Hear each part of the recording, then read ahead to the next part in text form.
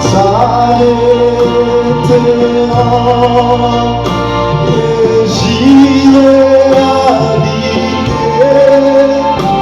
au mont Sion. Un jour, entre la portée des montagnes, un jour, je sais juste où et quand les roues de la vie montée s'arrêteront et j'irai habiter au mont Sion.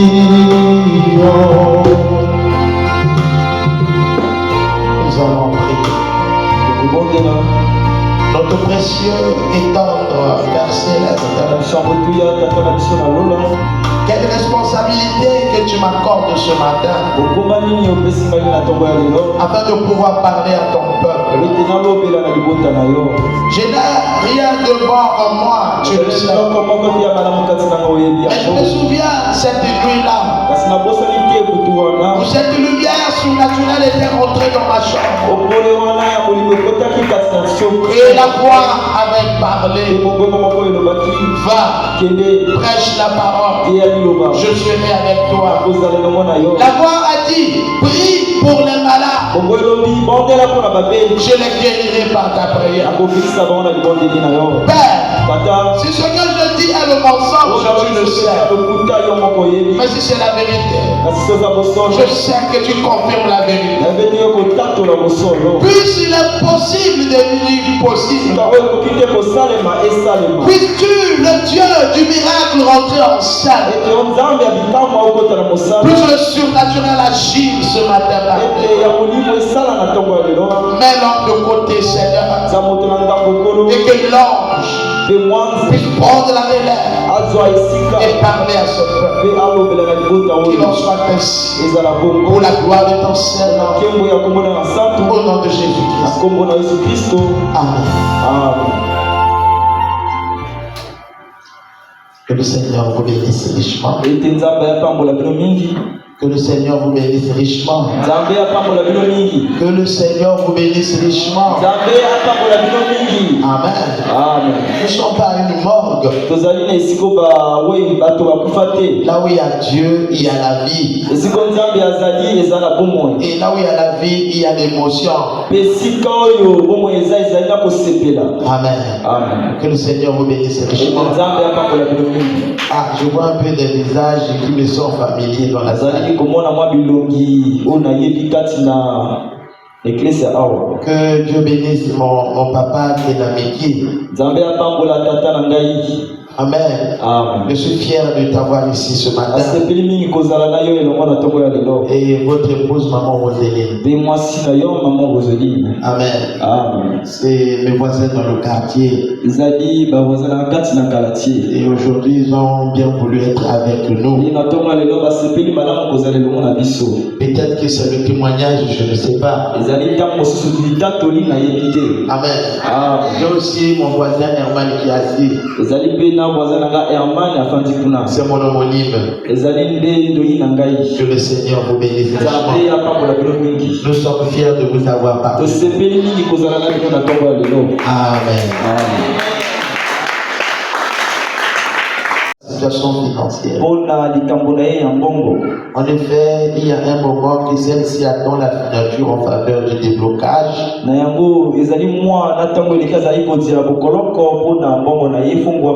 D'une somme d'argent qui lui est due. Et je crois que cette demande ne m'est pas adressée à moi. C'est adressé à Dieu.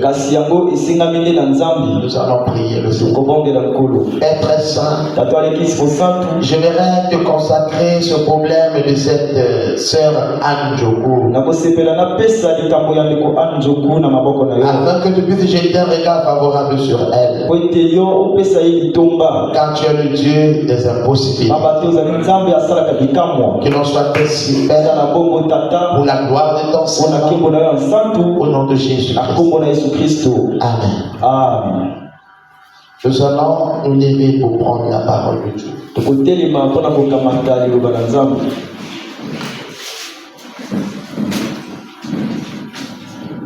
Prenons le livre de Jacques.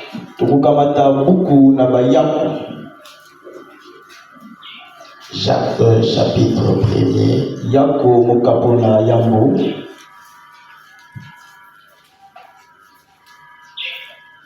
Verset 19 à 20.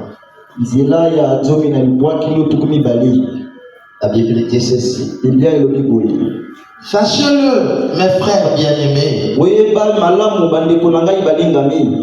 ainsi que tout homme soit prompt à écouter, lent à parler, lent à se mettre en colère, car la colère de l'homme n'accomplit pas la justice de Dieu. Veuillez vous asseoir. Quand vous regardez simplement cette écriture, la Bible nous recommande à tout temps que nous puissions être prompts à écouter. Celui qui a la sagesse, c'est celui-là qui écoute beaucoup. Il écoute beaucoup avant de parler. Or, nous avons parfois des défauts où nous parlons avant d'écouter. Ou encore, nous parlons avant d'avoir bien compris la chose. Et lorsque vous lisez les livres des proverbes,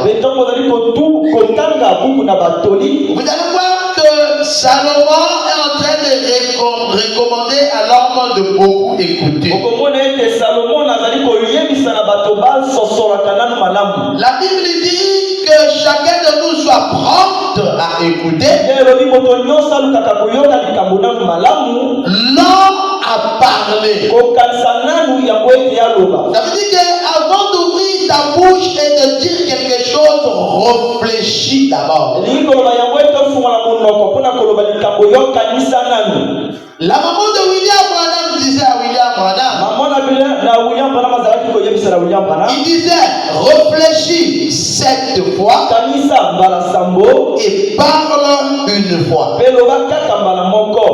Ça veut dire qu'avant de parler, réfléchis d'abord sur ce que tu vas dire.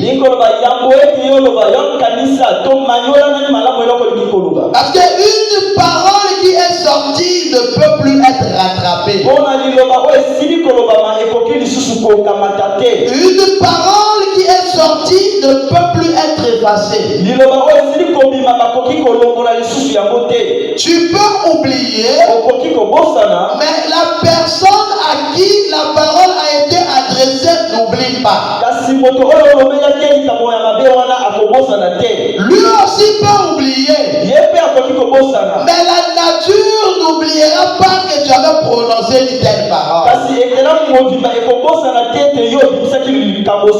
Les paroles que nous prononçons ne se perdent pas. Ça se garde quelque part.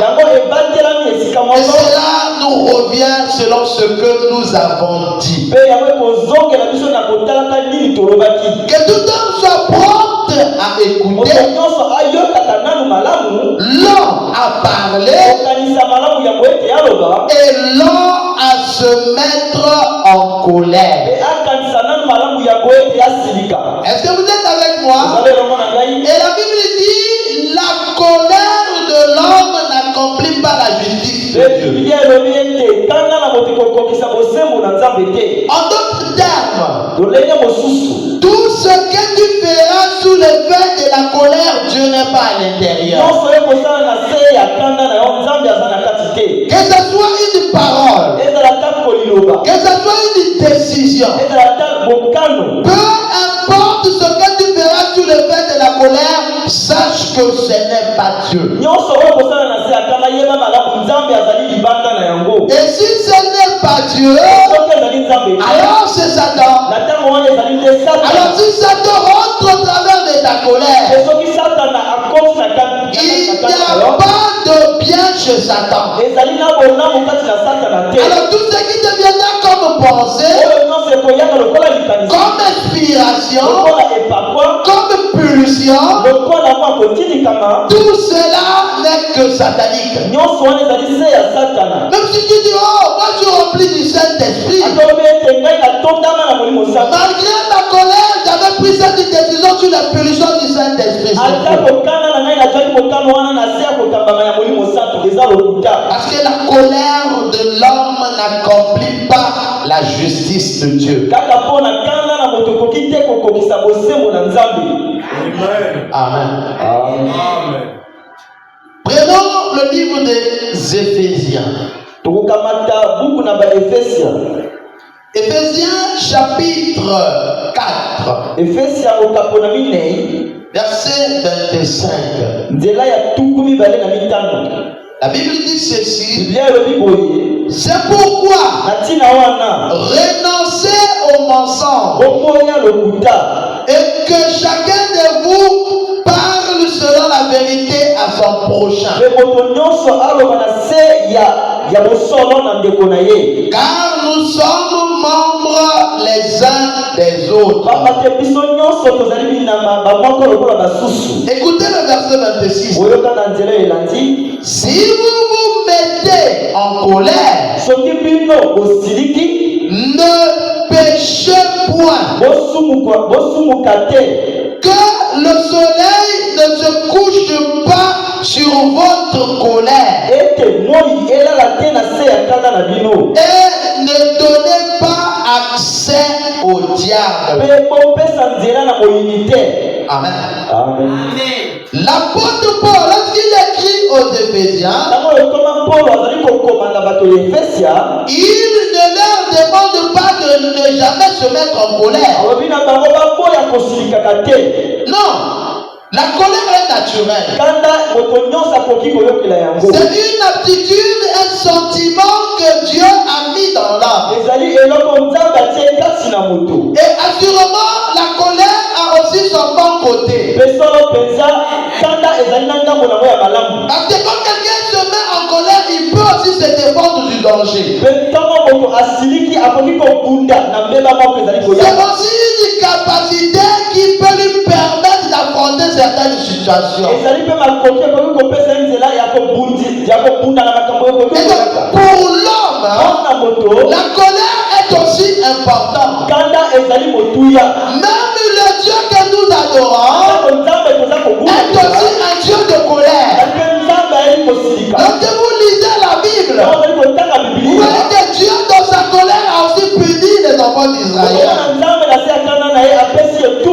Donc si quelqu'un te dit que si tu es en colère, tu es le diable, c'est que c'est faux. Parce que la colère est naturelle. Mais l'apôtre Paul, lorsqu'il les écrit, il a dit, lorsque vous vous mettez en colère, ne péchez point.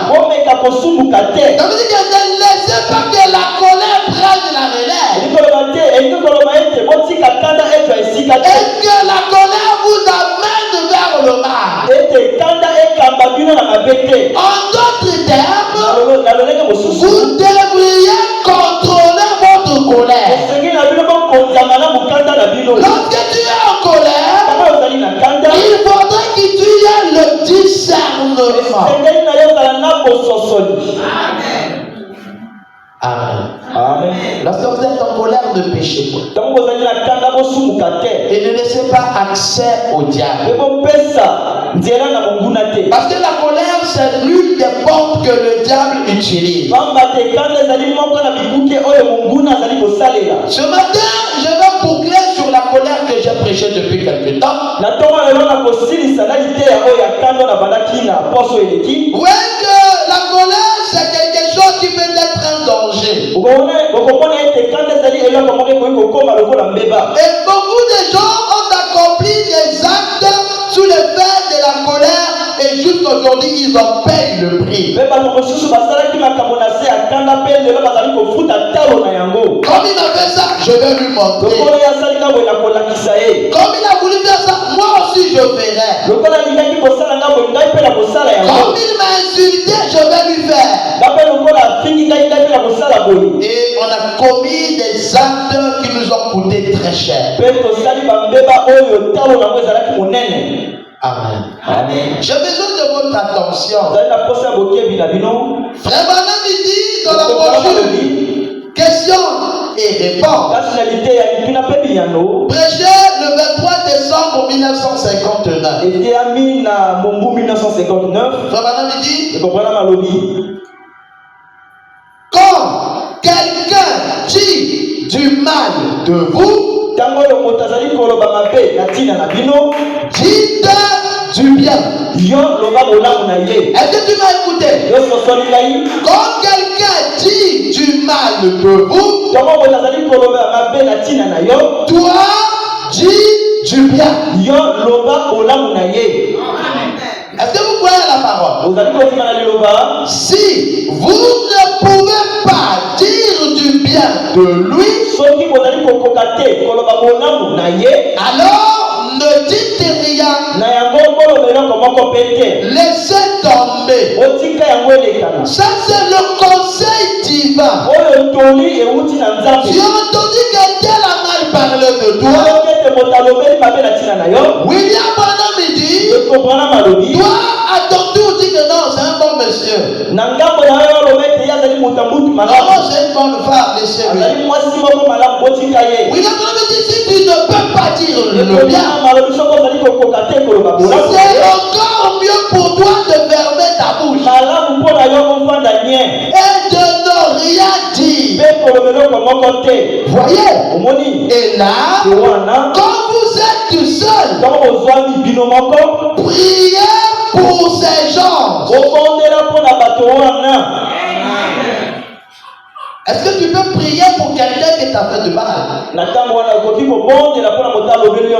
C'est quelque chose de difficile à faire. Mais c'est la porte de la solution. C'est pour ça que Jésus disait que c'est à lui la vengeance. Il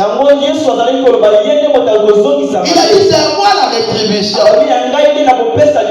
Lorsque quelqu'un commence à prier pour ses ennemis, en voilà un homme spirituel. Une fois Dieu descend chez William Branham, il y avait des gens qui étaient en train de lui faire du mal. Dieu lui donne le pouvoir. Alors Dieu lui dit, prononce tout ce que tu veux sur ces gens-là. William Branham les a regardés. Après il a dit, je vous pardonne. Et l'esprit qui lui avait envoyé a aimé son attitude. Et William Branham dit, c'est exactement ce qu'il attendait de moi. En fait, c'était un test. Il lui a donné la puissance. Il lui a donné l'opportunité de maudire les gens. Et William Branham ne les a pas maudits. Il les a pardonnés. Et l'Esprit de Dieu a été content. C'est pour ça que William Branham dit, une puissance sans caractère est démoniaque. Si Dieu sait que tu n'as pas un bon caractère, il ne peut pas te donner la puissance parce que tu en feras les dégâts. Exactement. Amen. Amen. Imaginez ce instant quelqu'un qui peut dire un mot, quelqu'un meurt. Et qu'il a la haine en lui. Et il a la colère en lui. Dès que quelqu'un l'énerve, il fait quoi? Il va le tuer. C'est pour ça que Dieu, avant de donner la puissance à un homme, il forge d'abord en lui un caractère.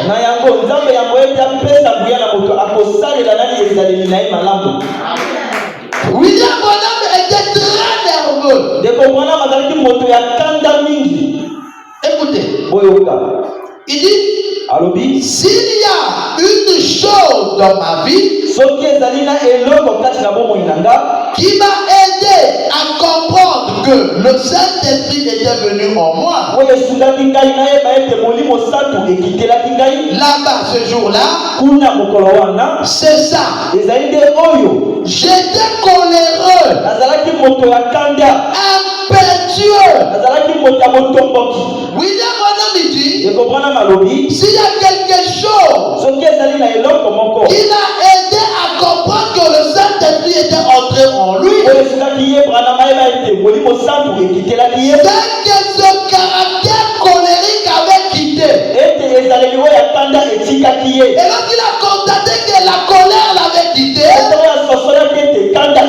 il a compris que ce n'était pas lui, mais c'était l'œuvre du Saint-Esprit. Écoutez, je vais continuer ici. Je prends une autre citation. William Branham dit ici, dans la brochure, il faudrait que vous naissiez de nouveau. Paragraphe 109. William Branham dit, vous êtes toujours aussi colérique, toujours aussi malveillant, arrogant. Quelqu'un dit quelque chose contre vous, et vous voilà prêt à se vous battre. Et après ça, vous dites être né de l'Esprit de Dieu. Non, l'Esprit de Dieu n'agit pas ainsi. Non, l'Esprit de Dieu est humble, tout, gentil, patient. Voilà Dieu, aimable, bon, clément. Voilà ce qu'est l'Esprit de Dieu. Oh oui. Amen. Lorsque quelqu'un est nerveux jusqu'à piquer les crises, Dieu n'est pas encore en lui.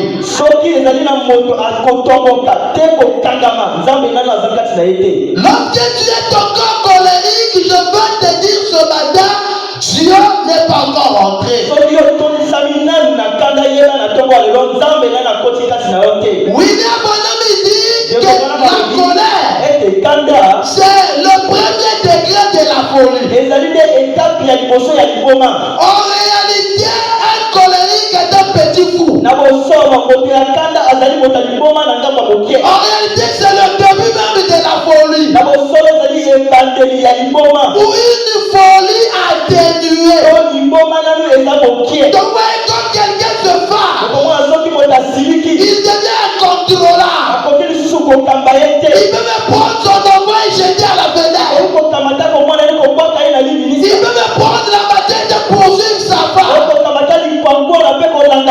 Même si tu vas dans une église, je vais te dire ce matin, Dieu n'est pas encore rentré. William Branham dit, la chose qui m'a aidé à comprendre que le Saint-Esprit était venu, c'est que cette nature était partie.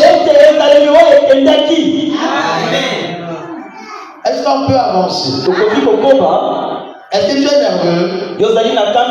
William Branham dit que c'est des démons là qui étaient dans le fou de Gadara. Amen. Lorsque vous regardez le film de Jésus, vous voyez qu'il y a un fou où Jésus chasse les des esprits pour aller rentrer dans les ports. Et c'est le fou là qu'on appelle le fou de Gadara. William Branham dit, les esprits de colère, c'est le même esprit qui était dans les ports là. Lorsque les ports sont morts, les esprits ne meurent pas. Ces esprits sont sortis, sont en train de rentrer dans les humains et de leur accorder un esprit de colère. Et tôt ou tard, dans ta colère, tu vas t'égarer. La colère n'a pas de bénédiction. À côté de la colère, il y a des dégâts. Est-ce qu'on peut avancer? Je n'arrivais presque pas à manger. J'avais toujours la bouche encore porte.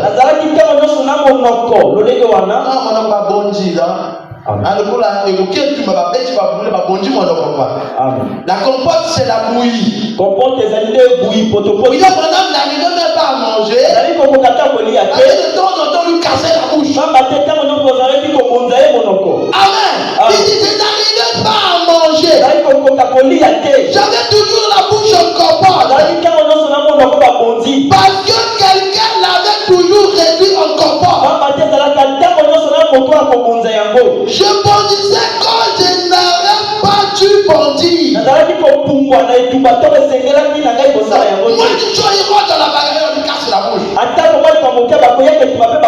Il avait même les difficultés à manger. La colère. Amen. Ça, c'est le prophète.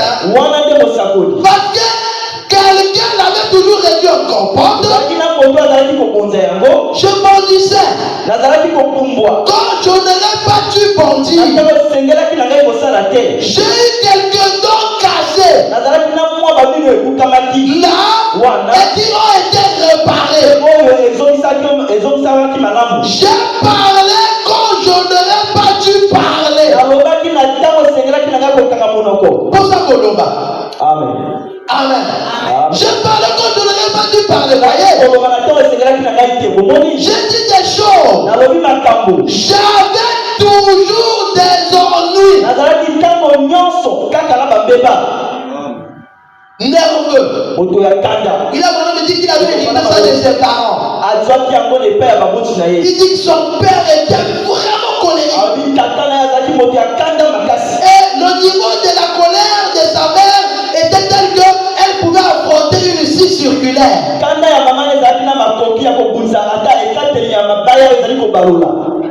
Il dit, j'avais des ennuis et je ne pensais pas que je pouvais être chrétien.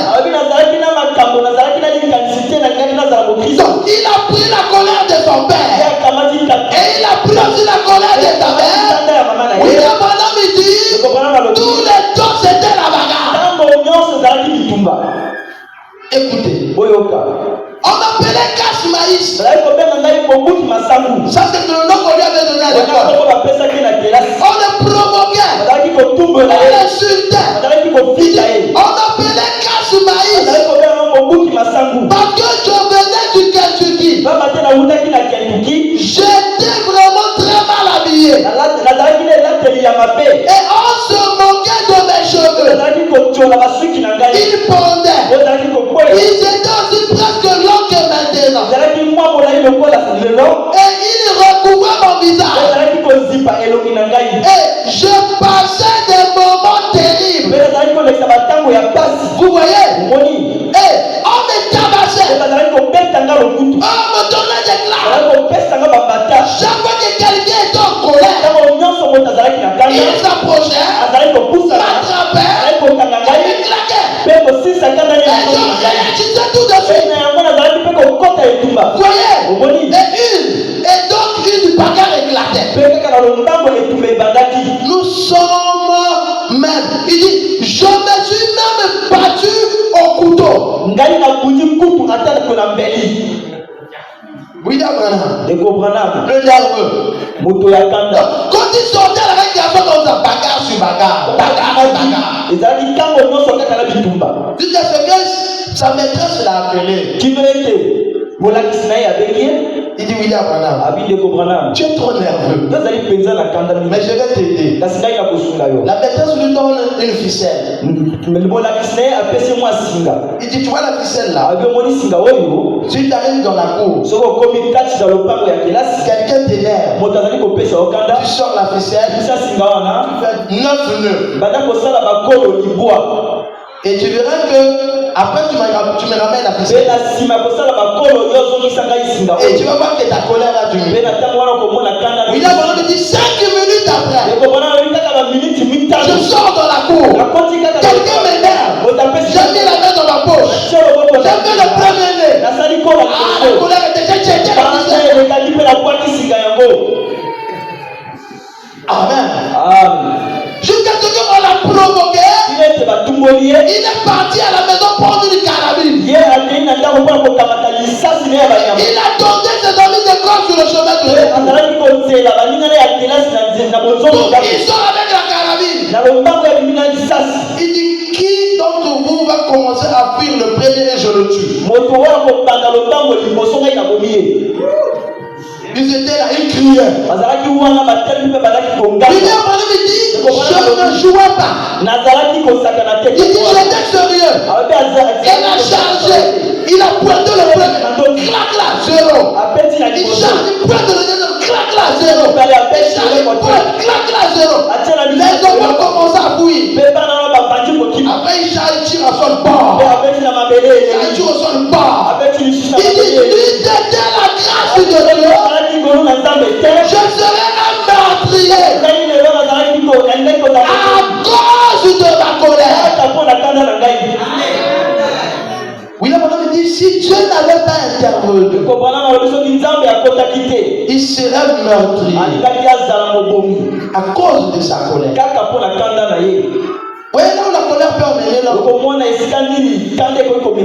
Mais William Branham dit quand le Saint-Esprit est rentré en lui, c'est là qu'il a sorti le changement. Et ma prière est que le Saint-Esprit aussi rentre en toi pour qu'il y ait un changement à l'intérieur.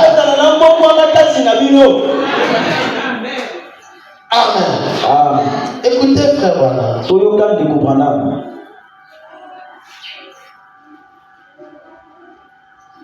Madame dit dans la brochure Hébreux chapitre 7, paragraphe 348. Madame dit mais Jésus a dit, il a été dit aux anciens, tu ne tueras point. Mais moi, je dis que celui qui se met en colère contre son frère, sans raison, l'a déjà tué. Maintenant, il y a combien de tueurs dans la salle ce matin? Tu ne tueras point. Celui qui se met en colère contre son frère l'a déjà tué. Ta colère l'a déjà tué.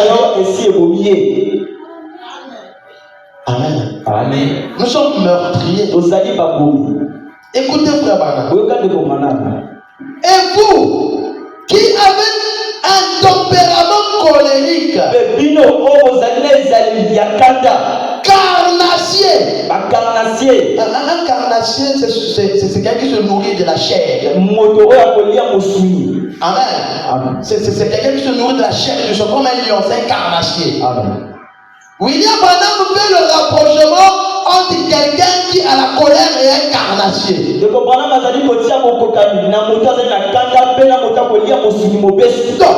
tu te fâches, tu deviens comme une hypothèque. Donc, tu peux me prendre l'homme et tu le déchires. Donc, tu as même l'impression que si tu attrapes même la personne en question, tu vas le déchirer. À cause de ta colère. Une colère brutale. Une colère envoûtante. Donc, tu vois quelqu'un se fâche, il casse tout dans la maison. Il prend même le couteau, il commence à mettre sur le congélateur. Tu te poses la question, est-ce que c'est un humain ou c'est un esprit? Il n'y a pas de chrétien colérique.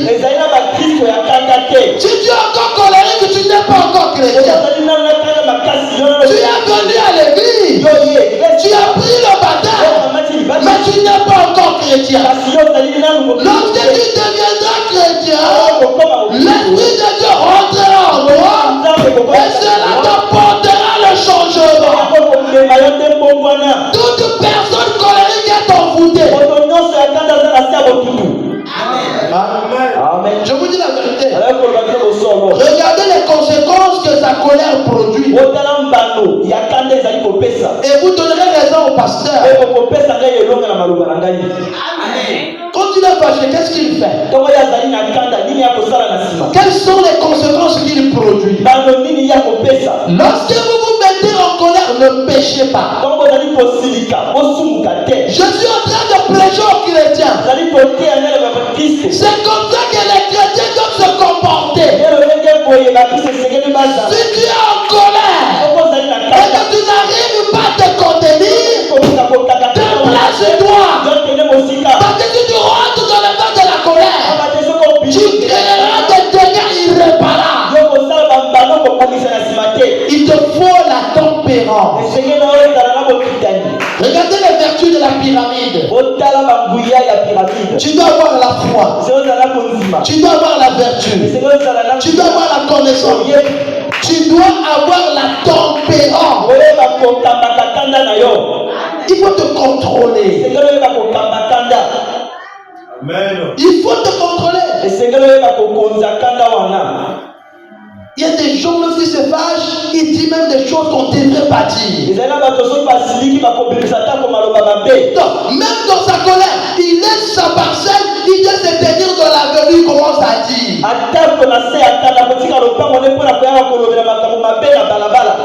Pourquoi? Parce qu'il ne se contrôle pas. La tempérance est une vertu. Regardez comment là-bas c'est le Saint-Esprit. Tu ne peux pas avoir le Saint-Esprit si tu n'as pas ces vertus-là. Tu dois avoir la foi, la vertu, la connaissance, la tempérance, la patience, la piété, l'amour fraternel. Et après le Saint-Esprit va descendre pour coiffer la pyramide. Amen. Amen. On a posé la question à l'enfant de William Branham. On lui a dit, quelle est la chose la plus grande que tu as vue dans le ministère de ton père? Il a marché avec William Branham. Il a vu l'ange. Billy Paul a vu l'ange. Il a vu des miracles. Il a vu quelqu'un venir chez moi, madame, là, à l'intérieur, il n'y avait pas des yeux. Donc, là, c'était vide. Il arrive sur William Branham. Là, c'est vide. William Branham prie. Il prie. Il coupe la prière. William Branham rentre dans le magasin de Dieu. Il voit qu'il y a des yeux noirs, des yeux gris, des yeux marrons, des yeux bleus. William Branham coupe la prière. Il dit à l'enfant là, quelle qualité de yeux tu veux avoir? L'enfant dit, j'ai appris que les yeux bleus, c'est la meilleure qualité. William Branham dit, je te donne les yeux bleus. Et aussitôt, l'enfant a reçu des yeux bleus. Billy Paul était là. Billy Paul a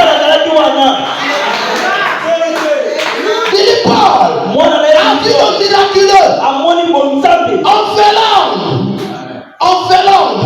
Un enfant a été écrasé. Bousillé. William Branham arrive. Il regarde comme ça. Il dit, regardez au fond de la Bible. J'avais vu la vision là. Si cet enfant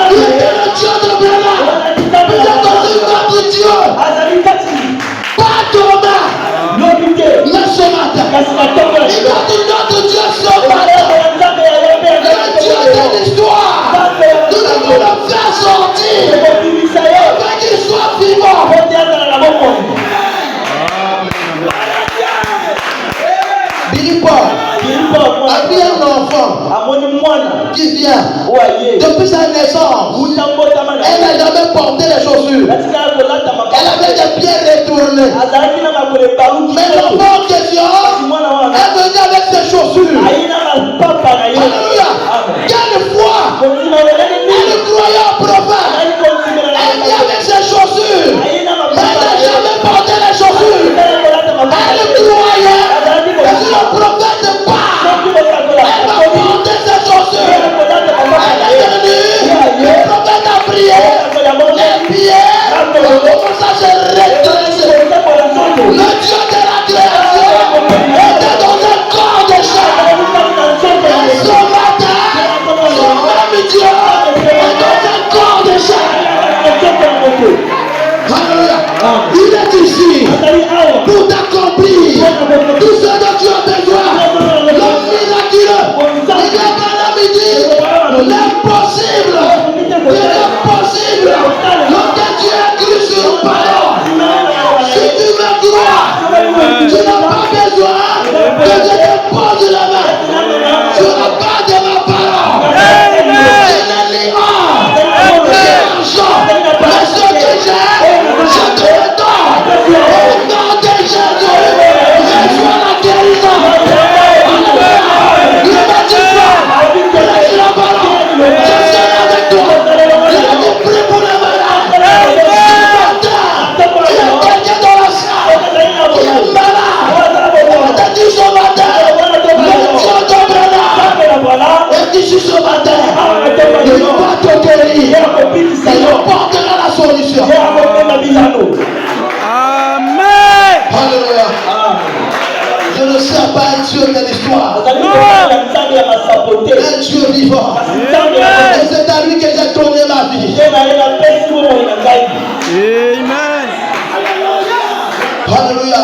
On a posé la question à son fils. Quelle est la plus grande chose que tu as vu dans la vie de ton père? Il n'a pas cité les miracles. Il dit la plus grande chose que j'ai vu dans la vie de mon père, c'est qu'il avait la maîtrise de toutes les situations.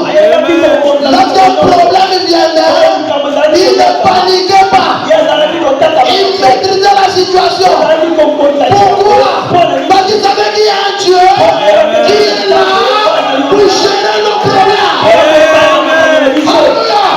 Lorsqu'il y aura les montagnes, lorsqu'il y aura des difficultés, je ne craindrai aucun mal. Parce que je sais qu'il est avec moi. Lorsque je traverserai l'ombre de la vallée de la mort, je ne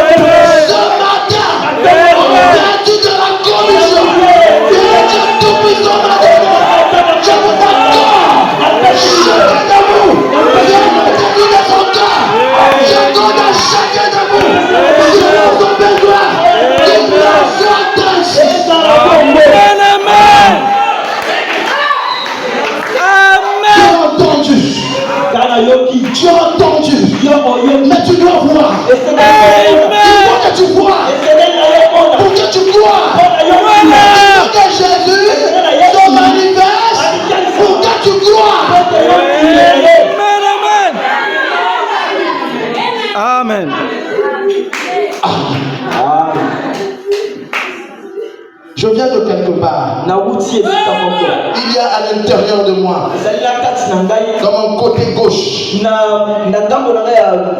une puissance qui permettra à mes frères et à moi-même de remporter la victoire. Amen.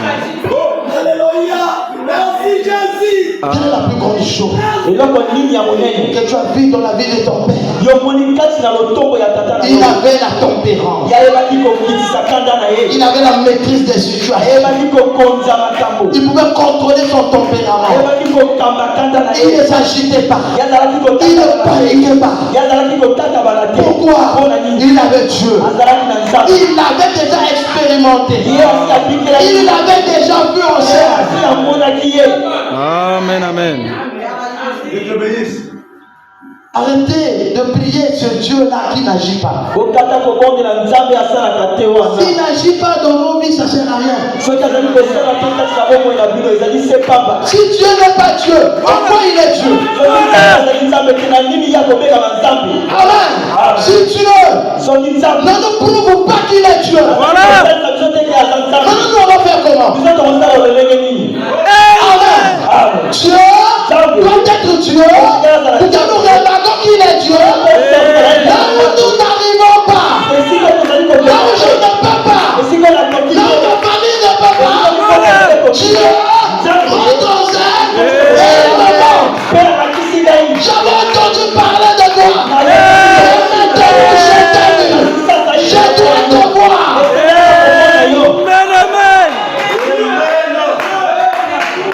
Qu'est-ce que Abraham avait plus que moi? Voilà. Si on prenait Abraham, on le laisse dans cet âge où les femmes se baladent du nu là, est-ce qu'Abraham résistait? En son temps, les femmes s'habillaient couvertement. Je suis dans un âge de tentation. Et mon combat est plus grand que le combat d'Abraham. Je vis dans un âge de séduction où le capuchon de la Bible a sauté. Et tous les démons de l'enfer sont sortis. Mais Dieu a pris son temps. Il a quitté le ciel. Il a formé un corps. Il est rentré à l'intérieur. Il est allé voir Abraham. Il doit aussi venir me voir. Mais oui, il doit aussi venir me voir. Alléluia. Comme il avait vu Abraham, il doit aussi venir me voir pour que ma promesse puisse s'accomplir.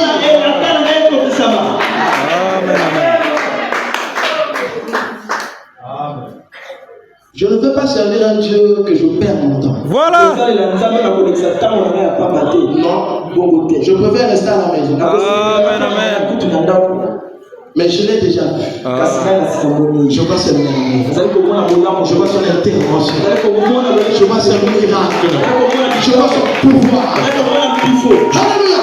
Je vois le miraculeux tous les jours.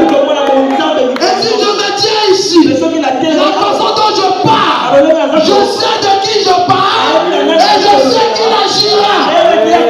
C'est pour ça que lorsque je parle, je ne tremble pas. Je prononce la parole. Prononcez la parole. Je l'accomplirai. C'est mon alliance. Elle est infaillible. Amen, amen.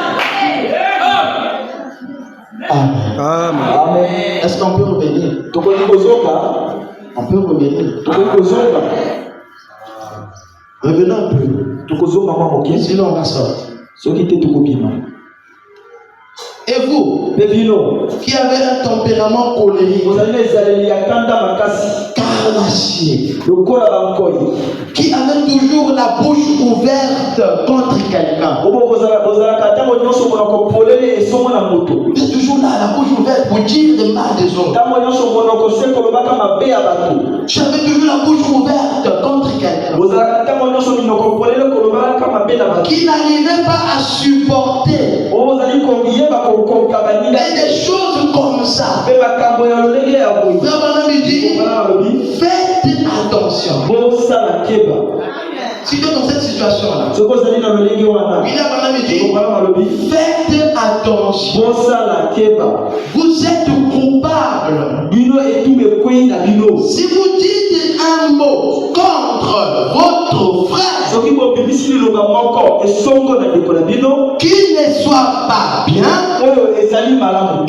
pas juste, si vous allez partout pour démolir, il n'est pas nécessaire de planter un couteau dans le dos d'un homme pour le tuer. Vous pouvez le tuer en détruisant sa réputation. Lorsque tu vas mal parler de ta soeur, tu vas mal parler de ton frère, tu l'as déjà tué. Oui, la parole me dit tuer, ce n'est pas qu'on prend le couteau, mettre dans le dos. Si tu l'as fait, tu l'as tué. Donc, si tu es en colère, tu t'apprêtes à dire des choses qui ne sont pas bonnes. Oui, la parole me dit faites attention, contrôle-toi, ressaisis-toi. Respire. Sinon tu seras un meurtrier, une meurtrière.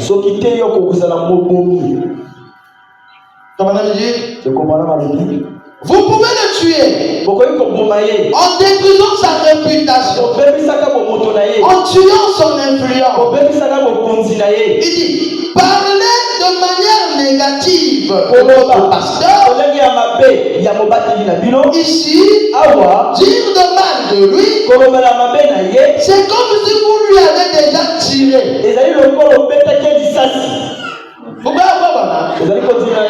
C'est comme si vous l'avez tiré dessus. En disant à ce sujet quelque chose qui n'est pas bien, alors cela tuera son influence auprès des gens et tout.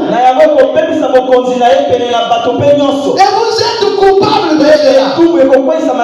C'est ce que Jésus a dit. Nous devons faire attention à notre colère. Écoutez, frère, je vais m'arrêter bientôt.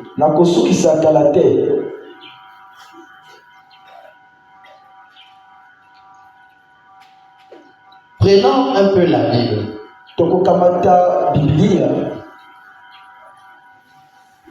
Prenons nos Bibles dans le livre de Proverbes. Proverbes chapitre 30. Je vais m'arrêter dans 15 minutes. Proverbes chapitre 30.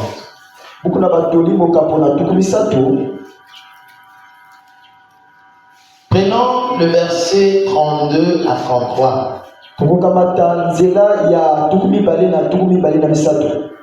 Est-ce que quelqu'un me suit? La Bible dit ceci. Si l'orgueil te pousse à des actes de folie, quand tu penses que tu es trop orgueilleux, tu es trop important, tu peux faire ce que tu veux. Si l'orgueil te pousse à des actes de folie, et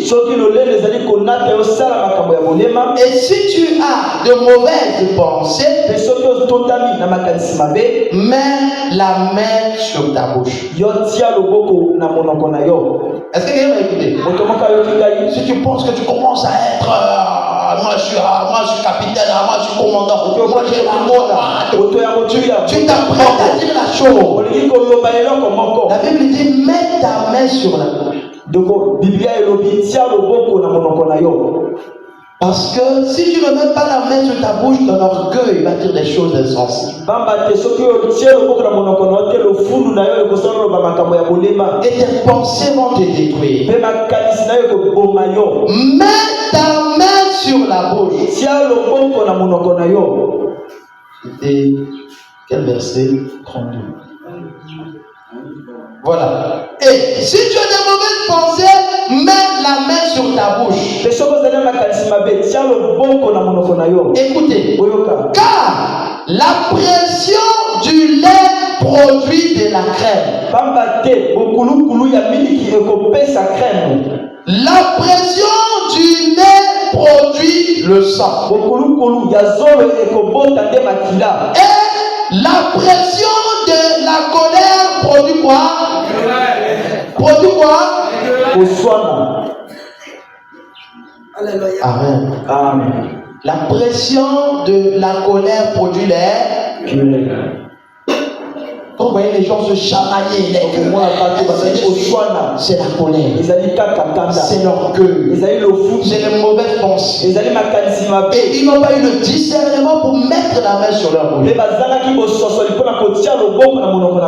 La pression de la colère produit les querelles.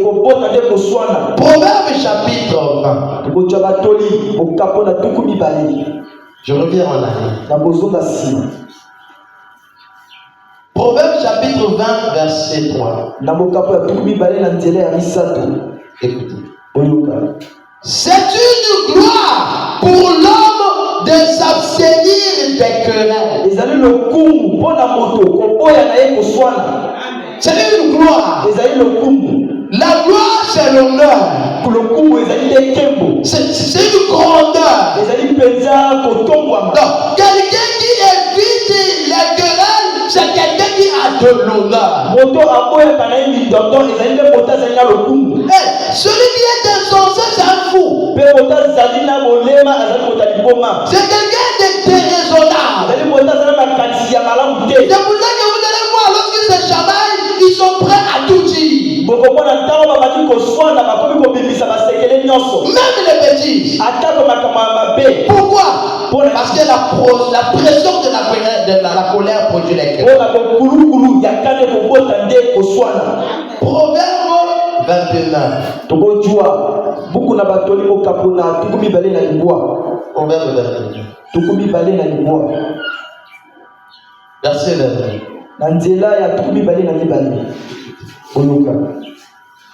Un homme colérique excite les querelles. Et un furieux commet beaucoup de péchés. Amen. Est-ce que vous avez compris ça? Amen. Un homme colérique excite des querelles. Et un furieux commet beaucoup de péchés. Amen. Vous savez, souvent les femmes, c'est des êtres qui sont très colériques et incontrôlés. Vous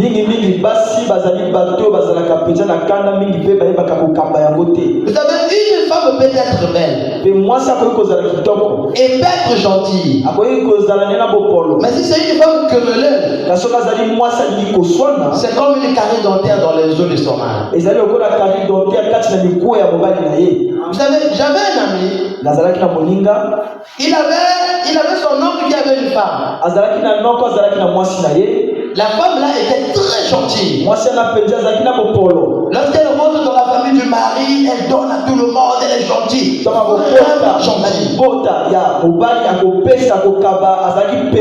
tout le monde l'aimait. Mais ces jours, son oncle là refuse la femme.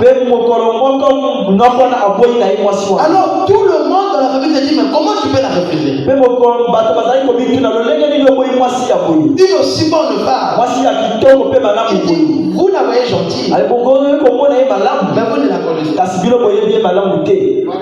Si elle se met à me chamailler, elle commence le matin là. Elle parle. Donc je me lave, elle parle. Quand je prends mon sac, elle parle. Quand je sors de la porte pour aller au travail, elle met simplement la virgule. Et elle m'attend au retour. Donc quand je reviens du travail, je rentre dans la maison. Elle reprend là où elle avait mis la virgule. Et elle continue. Elle peut être gentille. Mais si elle me trouble, elle peut être belle. Mais si elle me trouble, je ne peux pas. Je ne peux pas. Écoutez ce que la Bible dit. Proverbe 21. Proverbe 21. Verset 9. Écoutez. Mieux vaut habiter à l'angle d'un toit.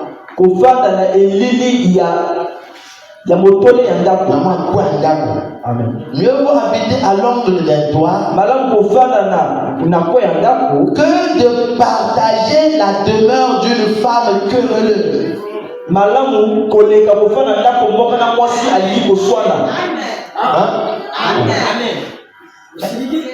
Une femme querelleuse trouble.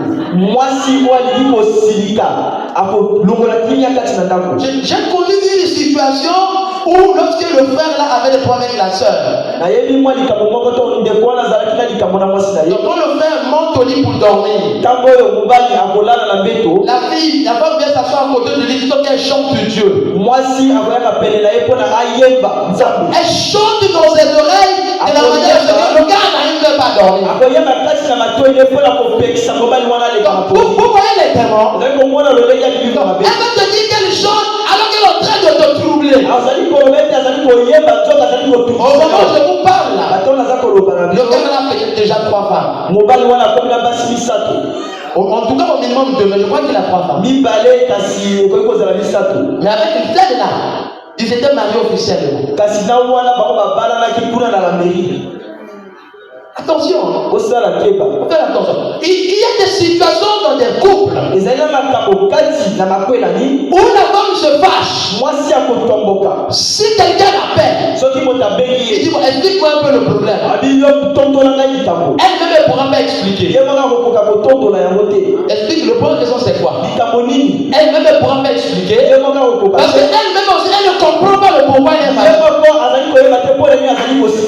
Donc, tu vois que c'est une colère démoniaque.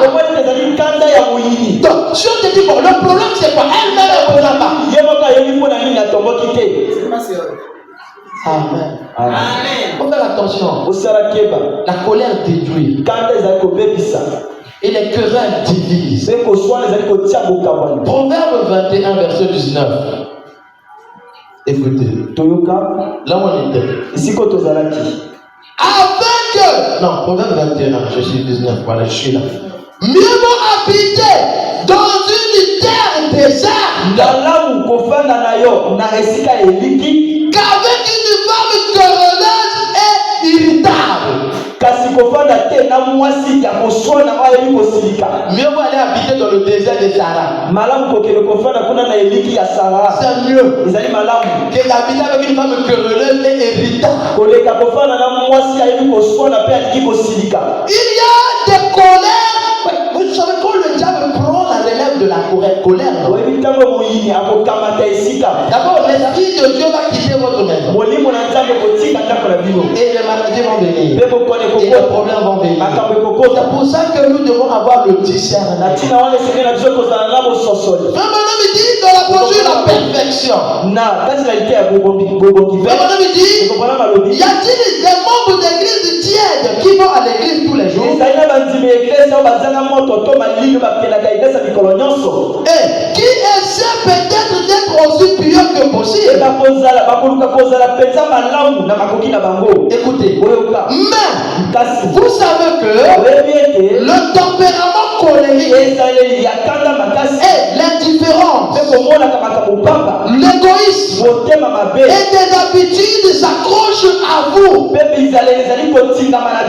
Si bien que vous n'avez pas la victoire. Amen.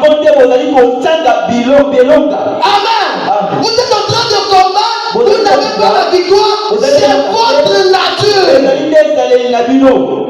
Toujours nerveux. Quand tu rentres dans la maison, tu es comme Hitler. Il y a des femmes, dès que le mari, il est même dans la joie, quand il pense même aller à la maison, il devient triste. Vous voyez des papas en train de jouer des lidos, des ngolas en route là. Vous pensez qu'ils ne veulent pas repartir chez eux? Ils rentrent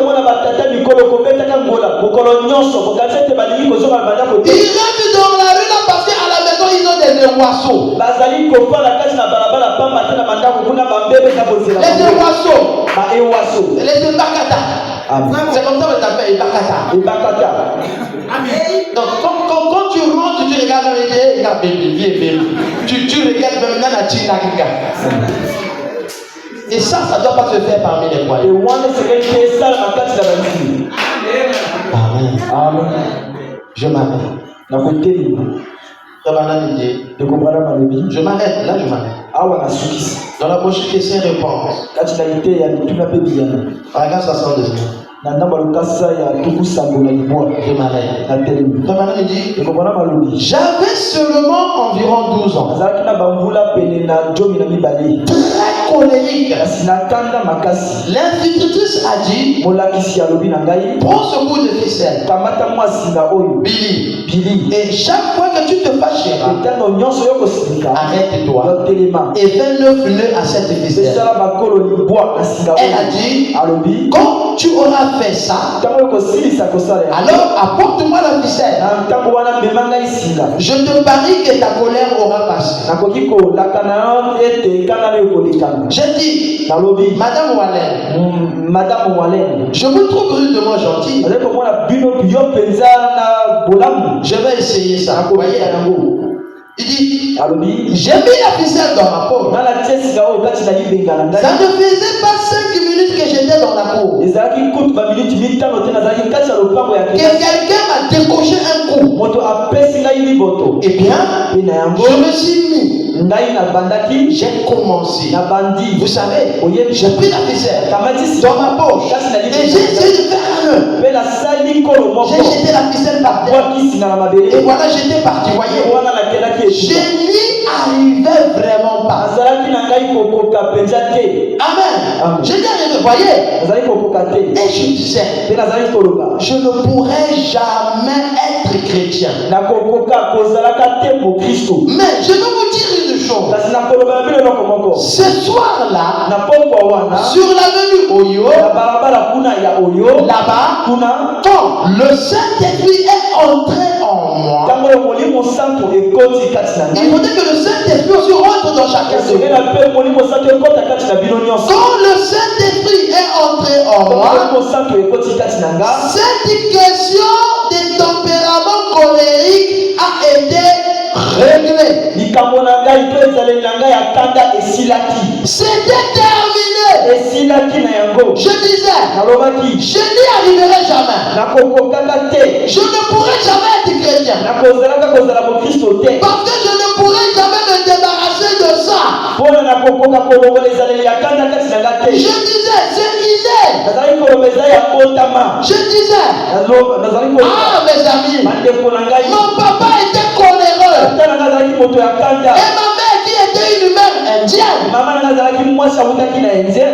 un tempérament assez colérique pour affronter une scie circulaire. Je disais,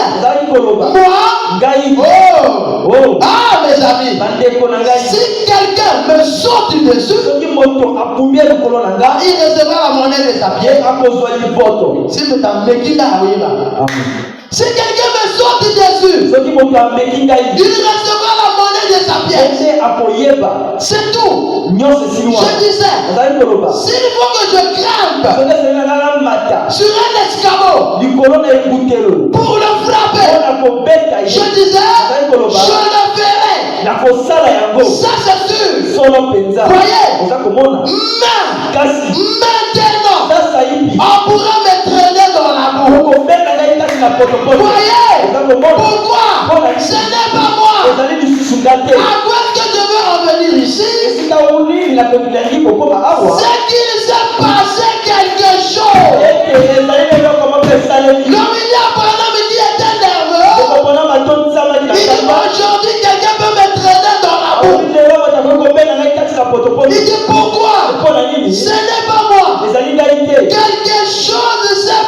Et cette vieille puissance, la colère, c'est une puissance démoniaque. Cette vieille puissance, ce vieux William Branham est mort. Et quelqu'un d'autre est entré. Et ça, il dit, c'est ça qui fait que je prends mon ennemi en pitié. Quand j'ai quelqu'un qui me fait du mal, je ne prie pas contre lui. Je prie pour lui. C'est ce qui est arrivé l'autre soir. Alléluia. Il dit, quand il m'a donné ce pouvoir, il a dit, prononce ce que tu voudras sur ces gens-là. La manière dont ils s'étaient comportés, j'ai regardé dans leur direction et j'ai dit, je vous pardonne. William Branham dit, c'est exactement ce qu'il voulait. Amen. Voyez, pardonnez à vos ennemis. Voyez, ce sont ces esprits-là qui vous rendent méchants. Frère Branham me dit, surveillez ces esprits-là. Est-ce que vous m'entendez? Surveillez ces esprits-là. Parce qu'il y a des démons qui viennent seulement pour t'énerver. Moi j'ai déjà compris ça. Parfois le diable a déjà préparé des choses contre moi. Je vais lui cogner ça. Mais il n'arrive pas à m'avoir. Qu'est-ce qu'il va faire? Il va créer une situation où je vais me mettre en colère. Dès que je me fâche, tous ces fléaux-là tombent sur moi. Et c'est pour ça que la colère est une porte. Il peut rentrer dans ton mari. Il peut rentrer dans ta femme. Il peut rentrer dans ta fille. Il peut rentrer dans ton ami. Simplement pour que tu ouvres la porte. Dès que tu te fâches, et c'est toi qui subis. C'est pour ça qu'il faut avoir le discernement. Tu regardes. Tu es calme. Tu observes. Il monte. Il descend. Il cherche à ce que tu te fâches. Mais tu regardes. Il prend sa position. Il se fâche. Il t'attend. Bonjour mon ami. Il ne comprend pas. C'est que tu deviens spirituel. Tu sais que par la porte là il vient. Et il demande le discernement. Tu dois prendre ton calme. Tu es calme. Tu prends du recul. Tu observes. Il vient avec des attitudes négatives. Tu viens avec des attitudes positives. Il vient avec le mal. Tu viens avec le bien. Il te dit, comme il a fait ça, toi aussi fais ça. Comme il a fait ça, toi aussi fais ça. Ne fais pas ça. Fais ce que la parole de Dieu te regarde. Et tu verras que tu auras la victoire. Si vous êtes dans une maison, et qu'une personne prend l'onction du lion, l'autre doit prendre l'onction de l'agneau. Si ton mari commence à se fâcher, toi calme-toi. Si ta femme commence à se fâcher, toi calme-toi. Tu ne perds rien. Si la colère s'affronte à la colère, c'est là on brasse le champ.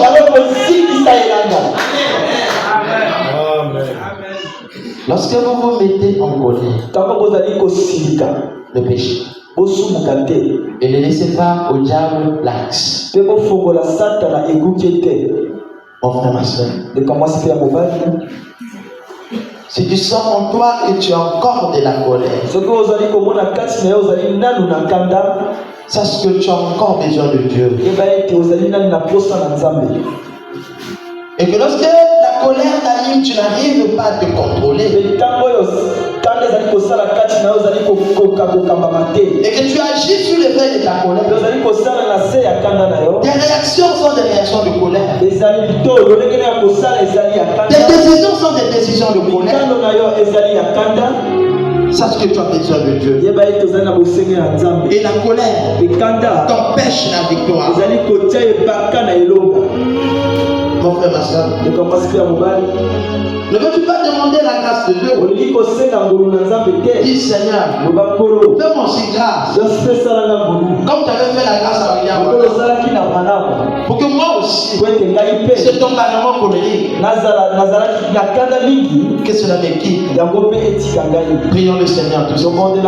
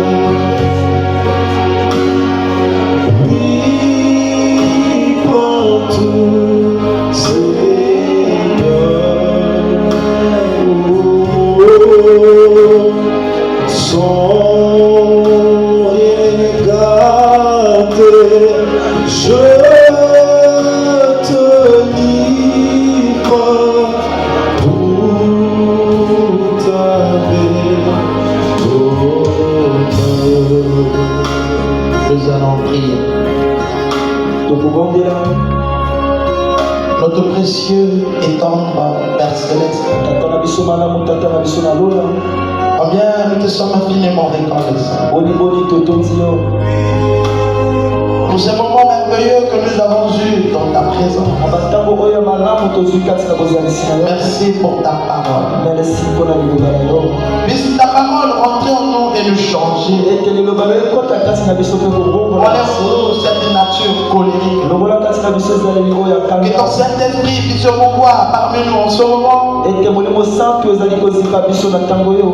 Qu'il enlève en chacun de nous cette nature colérique. Et qu'il nous accorde ta nature à toi. Bénis ces frères et sœurs qui sont venus. Je te prie de guérir les malades. Par ta vertu de la guérison, accorde à chacun de nous la guérison de son esprit, de son âme et de son corps.